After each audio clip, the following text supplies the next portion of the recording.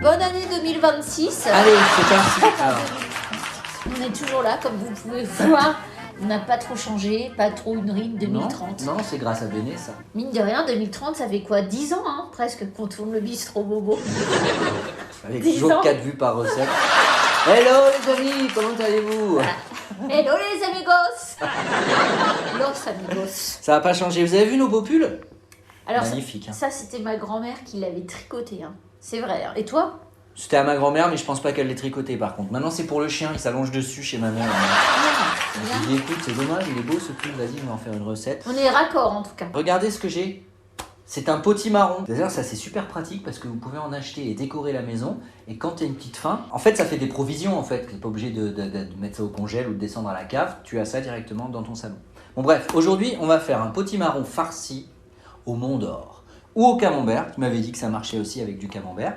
Moi, j'ai acheté, regardez, de la rougette, ça s'appelle. Alors, la rougette, bon, j'ai pas envie de.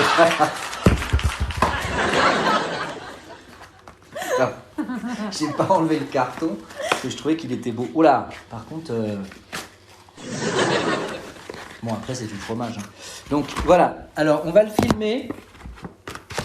Alors, la rougette, comment ça se présente? Comme vous avez pu voir, c'est quand même très très vintage. Ah c'est trop mignon. Ça se Ouais. présente comme tout camembert dans un petite boîte. Le camembert j'aime pas du tout. Par exemple le Mont d'Or je peux le manger. Le ya aussi je le mange. Mais ça, la rougette, c'est pas du J'ai camembert. jamais goûté. Bah si Donc, ça se trouve, tu vas pas du tout eh ben, aimer. je te laisserai la totalité du potimarron. On a quoi? De l'huile d'olive. Alors celle-ci en plus elle revient directement aus Toscana. Voilà.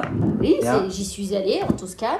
Là on a du paprika en poudre. Évidemment. Ça, bah alors, pour le Évidemment. croquant, hein, voilà. Et puis alors celui-ci, on l'adore. On l'adore, on l'achète là-bas tous les ans, on en ramène un stock pour Paprika l'hiver. fumé. De Noirmoutier, hein, je précise. Ça c'est du thon, j'allais dire, du miel. Voilà. Du miel de forêt. Et puis là on a Une de bonne- l'ail. De l'ail. Et puis là on a du pain, c'est une baguette. Parce qu'en fait ce qu'il y a c'est que c'est pas juste un potimarron farci les enfants, c'est une fondue dans un potimarron. Vous allez voir, c'est génial. Maintenant, je vois que tu es en train de creuser. Ouais. Parce qu'en fait, il faut retirer le centre et les graines. Alors évidemment, on l'a lavé avant, hein. On a lavé le curbis, retiré le chapeau, et là, vous voyez, on enlève les graines. Alors moi, les graines, je les mange. Je les fais Torréfié. dans une poêle avec de l'huile d'olive. Je les grille et c'est très bon ça. Vraiment, alors, pour l'apéro, de temps en temps, comme ça, je le mets dans la cuisine, dans un petit bol, et puis quand je passe, j'ai une petite faim, tac, je me mange une petite graine. Ou quoi. dans une petite salade. Voilà, ou dans une salade, absolument. Alors moi, j'y mets les mains, hein. J'y mets les doigts. Ouloute. Voilà, ça va plaire à Cédric Barry, ça. Le trou, il est assez large ou pas? Oui, parce qu'on va y fourrer le Mont d'Or. Alors attends. Oh là là, c'est beau. Tiens, laisse tourner. On préchauffe le four à 180 degrés, Anne, dès qu'on commence la recette. Hein. Comme ça sera chaud, hop, on l'enfourne. Ok. Alors les enfants, regardez, on a le fameux pressail que le monde entier nous envie. On met 2 gousses d'ail dans un bol. On mélange avec un peu d'huile d'olive de Toscane. On ajoute du thym, du paprika, on a ça en poudre. Hein. On y va, on va mettre une bonne cuillère à soupe de miel. Ça sent très bon. Ça sent bon.